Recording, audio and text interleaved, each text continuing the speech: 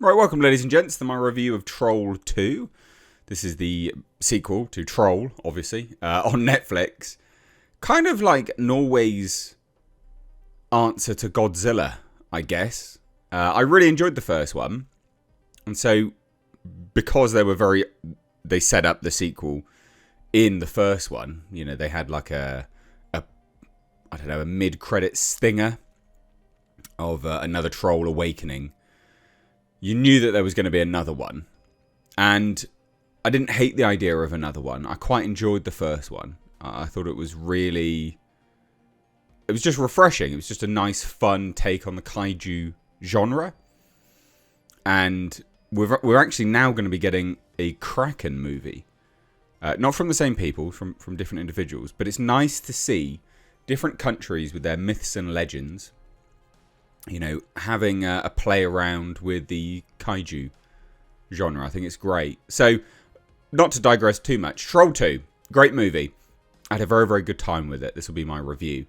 And I've got to read this. One, budget, $11 million, supposedly, from what I can find. Right? That's what I could find about this movie. But I think that's probably accurate. I can't imagine it cost... Well, I don't know. I mean, it looks good for $11 million. I think it looked really, really decent. Certainly looked more expensive than $11 million. So that, you know, that budget might be wrong. But that's all I could find. And it is the largest film production ever in the Nordic countries. So there's that. You know, this is a history-making film. And I think actually they did a really good job with it. There's a little bit of Hollywood agenda thrown in there. Not a lot, but there is a little bit. But it's sort of fun. Well, some of the agenda isn't fun. But some of the agenda is more tongue-in-cheek, a bit like Indiana Jones, is what I would describe it. So what's the story? And I'll get to some of the agenda stuff in a minute, so it makes a bit more sense. Well, the story is... Nora Tiedman, I'm going to be butchering some of these names, but whatever, gets requested at short notice, much like the first film, to come, you know, back into the government fold because they found something, they've discovered something, and what is it? It's a mega troll. It's a really big troll. And it's something which was there during the Second World War. It'd been there all the time, in a cave somewhere, hibernating. It was just asleep. And they need Nora because they need someone that thinks outside of the box because they're not getting any results. And she can think outside the box and stop them from being shut down funding-wise. And you're like, okay, that's fine. Great setup. That works fine. Anyway, things go instantly astray when she hums to the troll whilst touching it. And it wakes up. And this troll's pissed. This troll wants revenge. Right? It's not acting like the king. You know, the troll king. In the first film, the Mountain King. It's not acting like him. This one's eating people willy-nilly. It's just going on a rampage. It's pissed. And it wants revenge, basically. And so... we then... obviously, there's another troll. You see in the trailer. And this is the son of the Mountain King. You know, the mountain troll. The king from the first movie. And I quite like this. You know, yeah, it's a bit juvenile and infantile in parts here and there. I don't care about that. That's fine. You know, gigantic monster movies having a little bit of tongue-in-cheek humour and little bits and pieces that, you know, aren't hyper serious. I don't care. That's fine. I'm here to have a good time with movies like this. And I had a good time with it. So, Nora's been keeping a secret that this mountain troll was around for ages, right? This new mountain troll, the son of the Mountain King, or the Troll King, Mountain King, whatever. And she's been keeping it a secret because, and this is where we get into some of the more serious themes. She's been keeping it a secret because she is trying to reconcile with murdering, as she sees it, the troll from the first movie. So there are some very serious themes in this, in these movies. It's not completely void of anything, serious at all, right? There are some thematic elements which, are mature. And I quite liked that. I thought that was nice callback. It's nice to see, that people have a conscience, have a heart, even if it's pertaining to a gigantic rock-like monster. So that was fun. And so is, some of the other cast. Andreas Isaacson. I've got to, again, try and read out some of these names because I forget.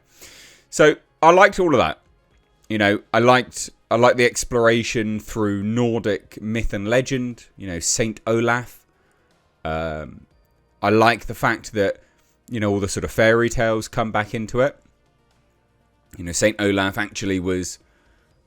He decreed that the trolls would have a home. He was sick of killing them. He didn't want to kill anymore. And actually the church ended up killing him, which some people won't like because they'll see that as an attack on Christianity. And I get that. I understand. We have a lot of that at the moment. I get it. But it's also Norway. You've got to remember this is the home of the Vikings. So it kind of makes sense that they would reference things like that in that sort of way. I think that's fine. Anyway. So I liked all of that. I thought that was really, really good fun. However, we did have to have our token, effectively like our token diversity guy, which was Amir. Look, there's not very many people in Norway called Amir, aside from, immigrants now, obviously. And Europe is facing a massive issue with immigration. And I can't help but feel like they did that just to get some funding, which I do know, at least in the UK, to secure film funding, you do have to do stuff like that. You do literally have to. You can look this up. I'm not just making it up. Write stories about diversity and agendas and all this kind of crap to secure funding. If you don't do that, it's actually really difficult to secure funding. So this Amir guy, he's Amir isn't exactly, a Norwegian name. To me, it would more, I don't know, be like an Arab name. So, yeah, I didn't like that. I'm not going to lie. If they didn't have that, that'd be great. Just because I am sick of seeing stuff like that in everything. And then there was the sort of token-esque,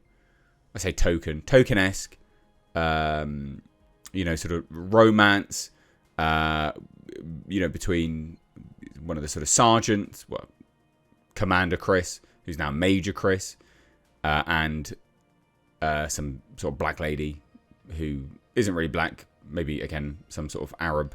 I think it was all Indian. It was like Pashto or something like that they were speaking. I can't remember. Either way, those two things were a little bit glaring in a Norwegian movie, obviously. But all in all, great film. Great film. Genuinely just good fun, right? And they even set up another film in the credits to this one. And so you're sort of spinning out this Norwegian Kaiju universe. And I'm here for it, man. It's fun. It's good. The visual effects are brilliant. They work really well. And because it's inbuilt into the universe, the fairy tales, the lore, the mythos, that these trolls can't come out in daylight because, of course, they'll turn to stone. Which lends itself brilliantly to great VFX. These things at night look great. They look really, really good. These gigantic trolls rocking around a town. Yeah, they look good at night. Right? Because you're not trying to sort of composite them into, bright lights and stuff. It works really well. I liked it a lot. I thought it was a very, very good, fun film. And just like the first one, can recommend. It's a breezy pace. Right? It's like an hour and a half, I think, off the top of my head. It's a breezy paced film. It's good fun. Delves into sort of mythos and history and fairy tales. And I like all of that. I really like that stuff. And there's one scene specifically as they're trying to get into Olaf's tomb, which is very much Indiana Jones. And I'm like, yeah, this is cool. It's cool. Indiana Jones is all about tomb raiding, basically. Tomb Raider before Tomb Raider.